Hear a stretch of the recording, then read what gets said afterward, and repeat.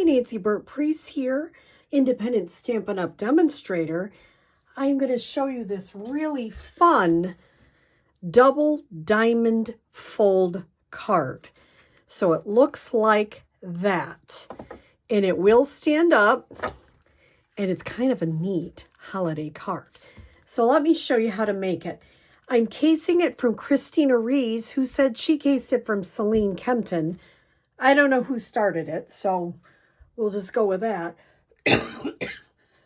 Now, I'm using Lost Lagoon, Old Olive, and Pretty Peacock, which are the colors in the Designer Series paper. I am using the Delicate Pine stamp set and the paper that goes with it. It's just so incredibly pretty. You need, the DSP is 5 1/4 by 12, and I scored it 2 and 4 inches on both ends. And I'll show you how we fold it in a minute. I have the base, which is just a 1/4 sheet of cardstock. It's Pretty Peacock, 4 1/4 by 5 1/2. I have the same color in two 2 3/4 squares, which are going to be our diamonds.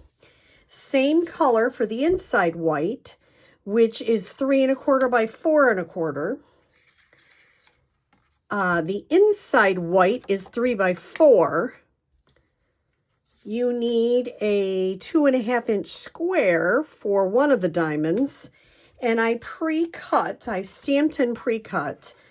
You have, this is stamped in Pretty Peacock, this is stamped in Lost Lagoon, and this one is stamped in Old Olive. And then we're going to use one of the cute little berry cherry closures. So let's see how incredibly easy this is to make. So I'm going to move that to the side. And I have already cut a 5 1/4, make sure that's 5 1/4, by 12 piece. I scored it in 2 and 4 on both ends. Now, if you want this piece to be in the front, which I do, I want the more patterned, because this is kind of directional and I like that on the inside. So if I want this to be on the front, I have to fold it down this way. So what I'm going to do is I'm going to fold on the 4-inch score line. I'm going to use my fingers pretty good because it is Designer Series paper. So if you fold it too hard, you can, with a bone folder, you can rip it. So I'm going to use my fingers. I'm going to do the same thing. Down and back. Now, I wonder if I'm doing this wrong. Nope, I'm not doing it wrong. Always gets me every time. I'm going to fold this down to that 2-inch mark.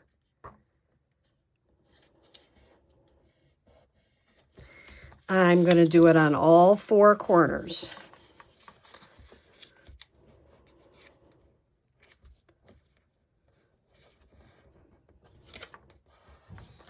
Okay. I'm going to do the same thing on this corner, down to that 2-inch mark.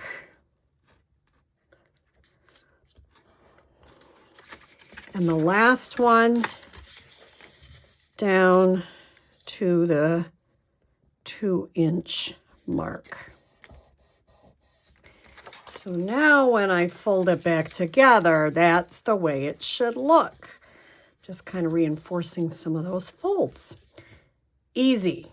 Isn't that easy? I mean, it does use a lot of Designer Series paper, but it is very easy. So now what I'm going to do, last time when I put this on, I put it on the diamond, not the way I had intended. So we'll see what I do this time. You just never know.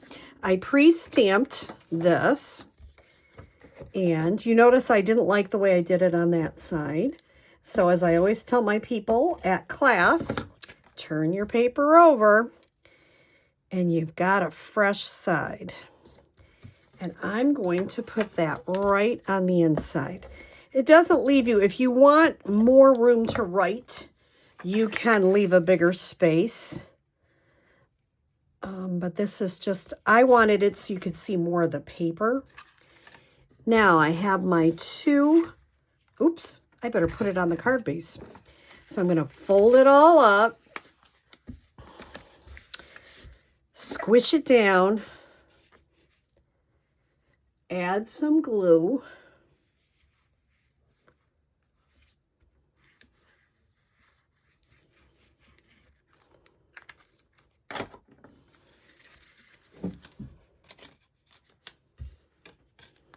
And I am going to put that down. Just gives you, with just DSP, it's not a real strong card. So with the card base, it's just a little bit better. Now I have my two diamonds, and one of them is going to go like that. And the other one is going to go right underneath inside. So let's start. I totally wasn't thinking I want it to go this way. Although, as you see, I have it the other way and it looks fine too. But I didn't want it that way. So here's what I'm going to try this time, because I'm making it again. So let's see. I'm going to adhere the parts together of the snowflakes. And then I'm going to use glue on that one, I think.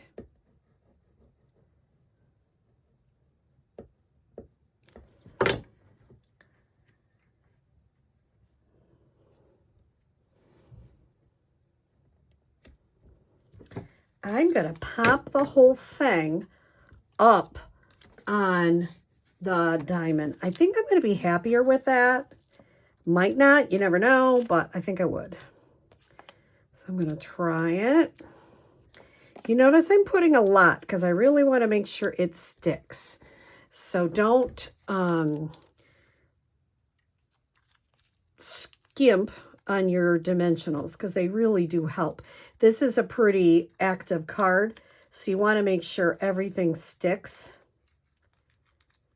And it's not hard. That's what I love about it. Oops, let me get a dimensional off the top. And I'm going to pop that up. I think I like it popped up a little bit better. See, I always make it, and then I make it again and go, I didn't like it the first time. And then you have to go, which... Did I do that wrong? No, I didn't. Whew. Then I'm going to take one of these cherries. Now, if you've got some white ones left and you want them to be cherry, guess what? You can color them with your blend, which is exactly what I did. I just colored it with my cherry blend to get those berries the color I wanted. Now this is a 2.5 inch white square. And what I did with this one is I went ahead and pre-stamped that. Now what I'm going to do is make sure this one, I'm going to have the 2 points right in that score line, and I'm only going to put adhesive on the left-hand side. If you put it on the whole thing, you will shut your card right up. So don't do that. Left hand, line it up with a point. And then this one, I'm going to put it on the right hand.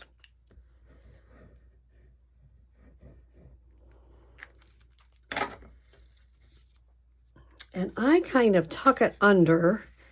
And before I actually put it down, I make sure it looks good on both sides. And make sure it's not showing. And there you go. It's so easy, and it's such a wow with this designer series paper. So I hope you try the double diamond fold card and have a great day.